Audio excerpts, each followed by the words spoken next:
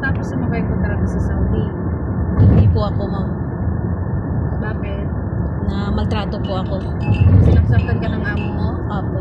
Dito hindi ako papayag na saktan kayo. Magtawag kayo agad sa may physical abuse ha? Opo.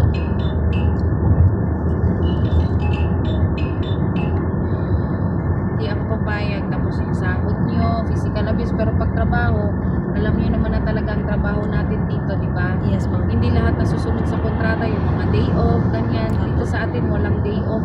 Pero magbibigay yung sabi ni Sir Faisal, kailangan yung bigyan ng pahinga ang katulong kahit sa loob ng bahay. Sa mga hindi lahat nasusunod ng kontrata. Pero ang ma-assure namin ni Sir Faisal sa inyo, hindi namin papayagan na saktan kayo dito. Opo, Sa ma'am. sahod nyo lahat. Okay? Opo, ma'am. Yung ano ko, 5 months ko, hindi ko rin yun nakuha. Ng sahod? Opo. Ay, dito hindi pwede. Hindi na po ako nagkaso kasi nga gusto ko pa naman bumalik. Huwag ka matakot. Magsabi ka sa akin pag ganyan, ha? Hindi ko papayagan pag ganyan.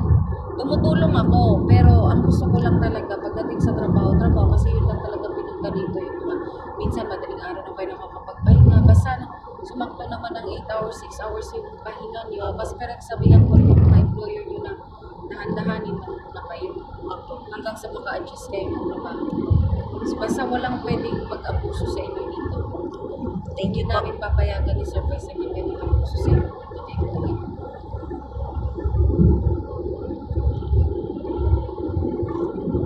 Hindi pwedeng saktan kayo kasi dito tayo para magtrabaho, hindi para gawin lang.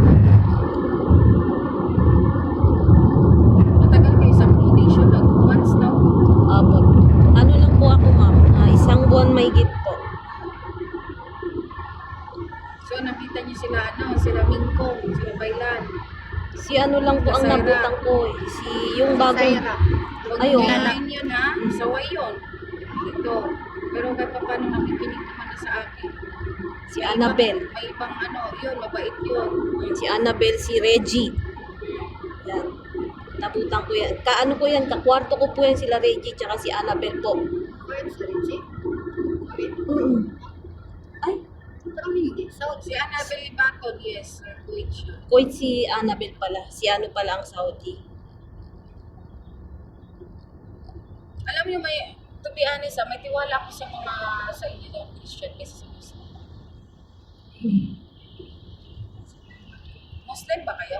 Hindi po. Pwede lang kayo Muslim. Huwag kang malisana. Oo nga. Kasi ayaw ko makasakit ng damdamin. Pero yun yung kadalasan ang mga Muslim kasi dito. Masyadong mareklamo. Alam naman ang pinunta dito.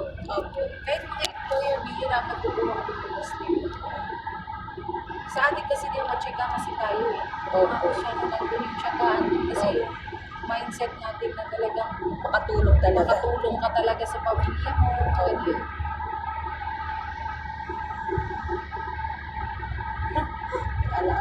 Dito sa Kuwait, alam nyo, 16 years ako sa Kuwait, hindi ako gumagala sa labas kasi alam ko gano'ng kadelikado dito sa labas. Ayoko rin po gumala. Tsaka hindi ka makakaipon. Opo. Isa pa ayoko gumala. Gusto ko lang pahinga lang. Kaya Yan. nga lang, yes. Okay na sa akin yan. Kasi sa labas ako 16 years ako, walang mano sa labas, gagastos ka, ganito. Sino Opo. makaipon ka, wala. O, pag uwi mo, wala akong kahit na naipon man lang, kahit pambili man lang ng unfollow block. O pag may goal kayo talaga, Opo.